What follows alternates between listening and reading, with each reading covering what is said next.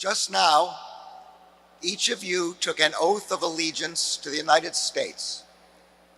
In so doing, you took your place alongside generations who came before you, many through this very building, seeking protection, freedom, and opportunity. This country, your country, wholeheartedly welcomes you. I know that you have made sacrifices in order to be here today. You should be proud of all you have accomplished. I am proud of you. You have made the decision to become Americans not only at an important time in our country's history, but on an important day.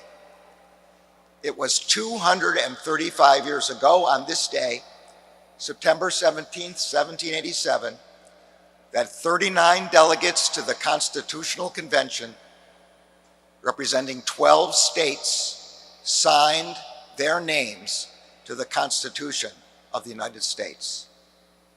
Like you, those who signed the Constitution were relatively new Americans.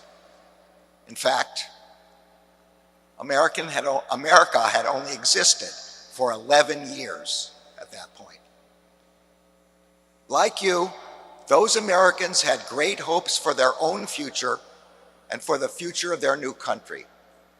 In the preamble of the Constitution, those Americans enumerated those hopes: to form a more perfect union, establish justice, ensure domestic tranquility, provide for the common defense, promote the general welfare, and importantly, in their words, to secure the blessings of liberty to ourselves and our posterity.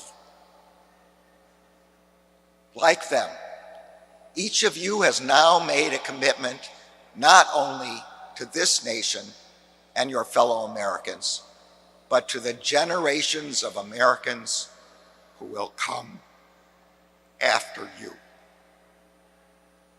In that commitment, you have given your posterity and the posterity of all of us a precious gift. I know how valuable that gift is, because it is the same one my grandparents gave my family and me. I come from a family of immigrants who fled religious persecution early in the 20th century and sought refuge here in the United States. Some of my family entered right here at Ellis Island. My grandmother is one of 5 children born in what is now Belarus. 3 made it to the United States, including my grandmother, who came through the port of Baltimore. 2 did not make it.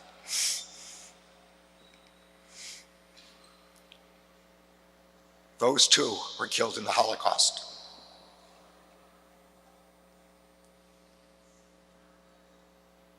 If not for America, there's little doubt that the same would have happened to my grandmother. But this country took her in.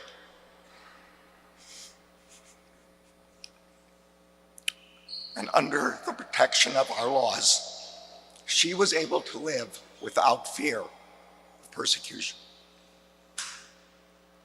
I'm also married to the daughter of an immigrant who came through the port of New York in 1938. Shortly after Hitler's army entered Austria that year, my wife's mother escaped to the United States. Under the protection of our laws, she too was able to live without fear of persecution.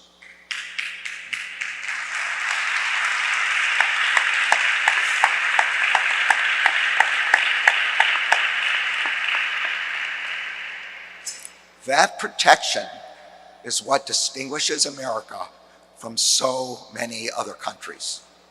The protection of law, the rule of law, is the foundation of our system of government. The rule of law means that the same laws apply to all of us, regardless of whether we are this country's newest citizens or whether our countries have been here for generations. The rule of law means that the law treats each of us alike. There is not one rule for friends, another for foes, one rule for the powerful, another for the powerless, one rule for the rich, another for the poor, or different rules depending upon one's race or ethnicity or country of origin. The rule of law means that we are all protected in the exercise of our civil rights, in our freedom to worship and to think as we please, and in the peaceful expression of our opinions, our beliefs, and our ideas. Of course, we still have work to do to make a more perfect union. Although the rule of law has always been our guiding light, we have not always been faithful to it. The rule of law is not assured. It is fragile. It demands constant effort and vigilance. The responsibility to ensure the rule of law is and has been the duty of every generation in our country's history. It is now your duty as well. And it is one that is especially urgent today at a time of intense polarization in America. The United States is no stranger to what our founders called the risk of faction.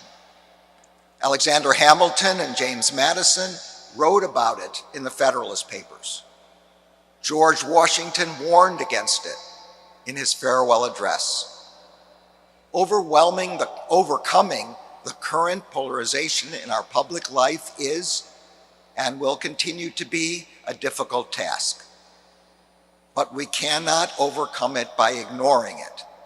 We must address the fractures in our society with honesty, with humility, and with respect for the rule of law. This demands that we tolerate peaceful disagreement with one another on issues of politics and policy. It demands that we listen to each other, even when we disagree. And it demands that we reject violence and threats of violence that endanger each other and endanger our democracy. We must not allow the fractures between us to fracture our democracy. We are all in this together. We are all Americans. On this historic day and in this historic place, let us make a promise that each of us will protect each other and our democracy, that we will honor and defend our Constitution,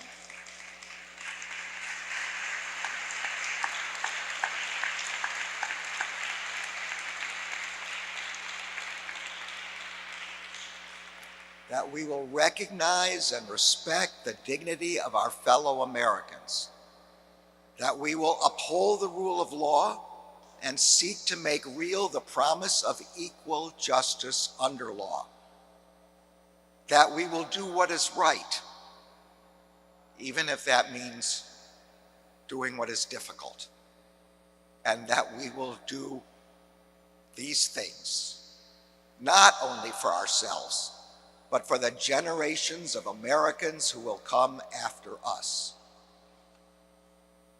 I have often thought about what members of my family felt as they came through buildings like this.